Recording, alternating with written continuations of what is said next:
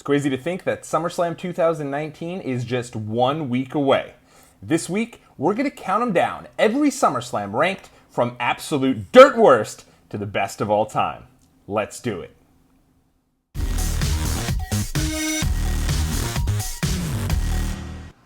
Bret Hart versus Mr. Perfect Kurt Hennig, John Cena versus CM Punk, King Mabel versus Diesel. Oh man, SummerSlam is around the corner. What is going on out there? It's your boy Tommy on the spot for Watch Along Wrestling. Thanks so much for checking out the channel. If it's your first time, welcome aboard. Leave a big thumbs up, subscribe to the channel so that you won't miss out on any of the great content throughout the channel, whether it be WWE, All Elite Wrestling, New Japan Pro Wrestling, whatever else falls in our lap, we'll have it covered for you right here on the channel. If you're a returning subscriber, you look great. Thanks so much for coming back. I appreciate it. Well, it's a really exciting week. Everyone knows that I'm a huge fan of WWE Summerslam. WWE would have you believe that it's the second biggest show of the year. For me, it's probably the third, as I'm a huge Royal Rumble mark. But still, SummerSlam, it's a great show usually. It's a show that sometimes can make up for a lackluster WrestleMania. Maybe it's a great companion piece for a great WrestleMania. Maybe WrestleMania is seen as the granddaddy of them all, and SummerSlam is kind of seen as the stepson of them all. And other times, SummerSlam is nothing more than a glorified Stomping Grounds, Fatal 4-Way, or Great Balls of Fire. If you don't know those shows, Google them. But whatever it is, SummerSlam has become a staple for the last 32 years in World Wrestling Entertainment, and I thought it'd be fun this week to count them all down. So sit back, relax, and join me every day from Monday through Friday as I go through 5 different SummerSlams, counting them down from the absolute worst to the absolute best. Yes, I know, there's 31. We're going to sneak a 6th one in there one day and hope no one notices. But let's get it started here with the 5 worst SummerSlams of all time. Number 31, SummerSlam 2007.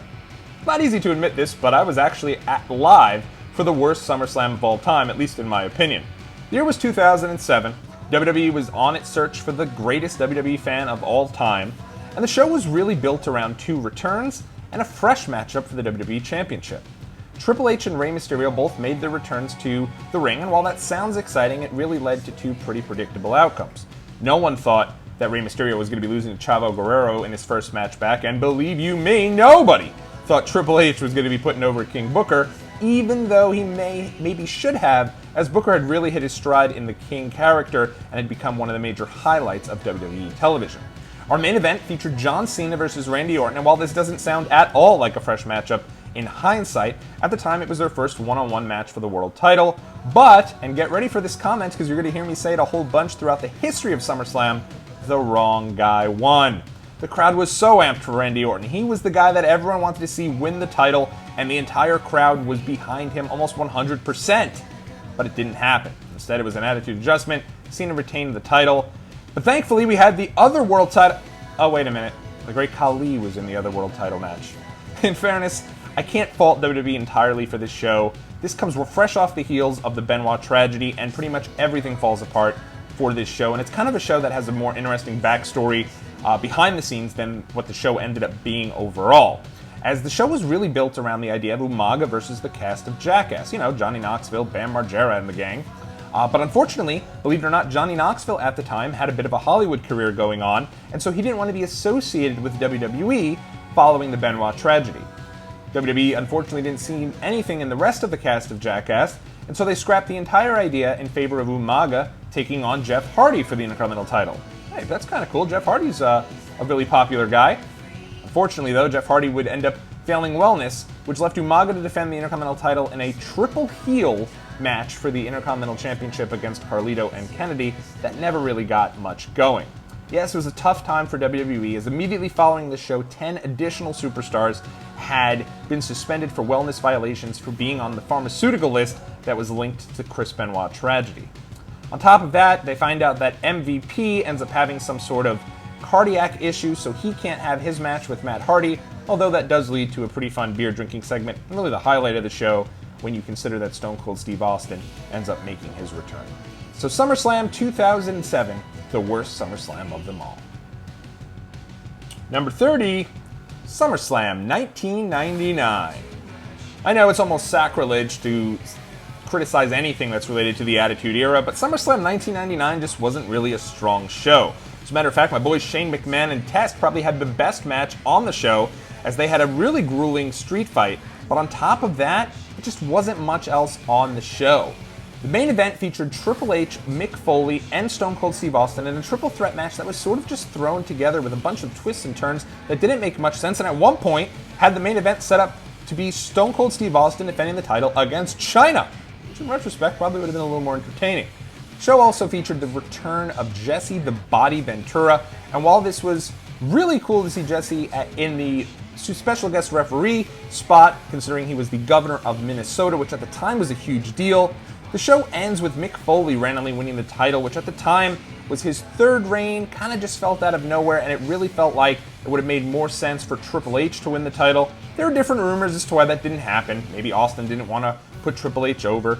Maybe they needed that big photo op of a new champion being crowned and Jesse Ventura holding up his arms. Whatever the story was, it affected the main event of the show, and there wasn't too much else on the show. Anyone remember that Kiss My Ass match between The Rock and Mr. Ass, Billy Gunn?